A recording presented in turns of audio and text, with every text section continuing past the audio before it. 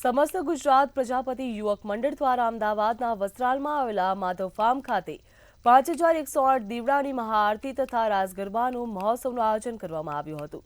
પ્રદેશના ઇન્ચાર્જ તેમજ પૂર્વ ગૃહ રાજ્યમંત્રી પ્રદીપસિંહ જાડેજાની અધ્યક્ષતામાં આયોજન કરવામાં આવ્યું હતું। તો આ અવસરે આત્મનિર્ભર ભારતના સંકલ્પને ચરિતાર્થ કરવા હર ઘર સ્વદેશી અભિયાનને વેગ આપવામાં આવ્યો હતો તથા કન્યા કેળવણી અને સ્ત્રી સશક્તિકરણ માટે 5108 દીવડાઓની જ્યોત થકી દેશને સમૃદ્ધ બનાવવા માટેનો સદભાવે સંકલ્પ કરવામાં આવ્યો હતો।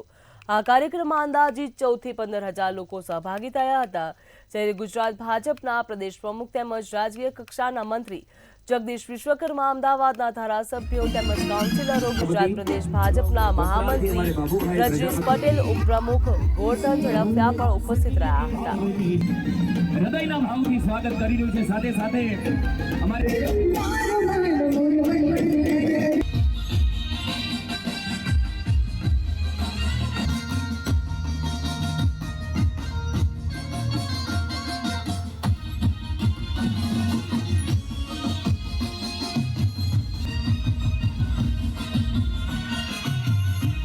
ગુજરાતના લાખો કરે સૌથી વધુ જો કુદરત આજે જે ગરબાનું આયોજન કર્યું છે, હું પ્રમુખ શ્રી યતીનબેન અને તમામ ટીમને કહીશ કે જેટલા પણ યુવક યુવતીઓ અહીંયા આવ્યા છે એવી ચોક્કસ એ માતાજી બ્રહ્માણી માતાના આવી પ્રતિજ્ઞા લઈને જાય જ્યારે અમ્મા માતાની આરતી થાય ત્યારે કે હું દર વર્ષે એક સ્વદેશી વસ્તુ તો અપનાવીશ પણ વિદેશની કોઈ વસ્તુ હું ક્યારેય એનું ગ્રહણ નહીં કરું। જેટલી જરૂર પૂરતી ખપ હશે એટલી જ વસ્તુને હું તમામે તમામ મારા ઘરની અંદર જીવન જરૂરિયાત તમામે તમામ વસ્તુઓ હું સ્વદેશી વસ્તુઓનો હું ઉપયોગ કરીશ।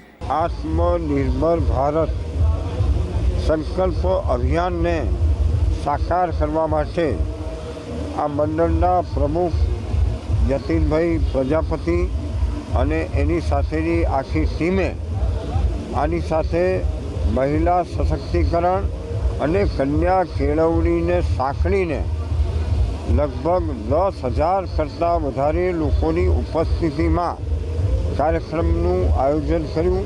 આપણા પ્રધાનમંત્રી એમને આપણને કીધું હોય કે આપણે સ્વદેશી અપનાવો અભિયાનની અંદર બધા સહભાગી બનીએ તો 5108 દીવડાની મહાઆરતી, રંગોળી દીવડાઓની એમ કરી અને લાઈવ ચાકડો જે અમારા કુંભારની ઘરતુલી કહેવાય, કુંભારનો રોટલો ને ઓટલો કહેવાય, એ રીતના અમે લોકોએ આજે આપણે કોઈ બી વસ્તુ આ તો અમે શરૂઆત કરી એમ આપણા ગુજરાત અથવા આખા ભારત દેશની અંદર એવી કોઈ વસ્તુ નથી કે જેના માટે આપણે વિદેશ જોડેથી કંઈ લેવું પડે।